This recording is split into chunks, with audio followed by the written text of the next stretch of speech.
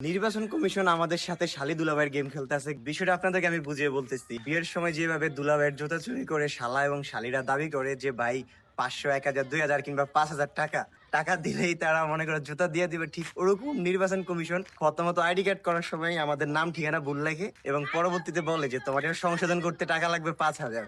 যে আমি হইতেছি দুলাভাই, তার হইতেছে আমার শালি এবং শালা। বিষয়টা হতেছে আজকে আমাদের তারেক জিয়া ওনার আইডি কার্ড একদিনে হয়ে গেছে, আর সেই জায়গায় আমরা যারা সাধারণ জনগণ আছি আমি প্রায় 2022 সালে এটার জন্য অ্যাপ্লাই করছি।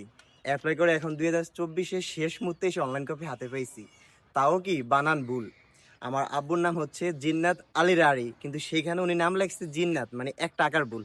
তো এটার জন্য আমার যে সমস্যাটা পড়তে হচ্ছে, সমস্যাটা হচ্ছে আমার ফাস্টফুড করার ক্ষেত্রে। ফাস্টফুড করার জন্য গেছি, যে থানা থেকে ভেরিফাই দিচ্ছে না, তো এটার জন্য আবার আমরা এক্সট্রা করে 2000 টাকা খরচ হচ্ছে। এই যে আমরা সাধারণ পাবলিক যে হয়রান হচ্ছি, যে আমাদের প্রথমত আইডি কার্ড হাতে পাওয়ার জন্য 2 বছর অপেক্ষা করতে হয়, সেই সাথে তাও তোমার বিভিন্ন হয়রানি, এবং তাও কি নাম ভুল থাকে, নয় আইডি কার্ডের ঠিকানা ভুল থাকে, কিছু না কিছু ভুল থাকে।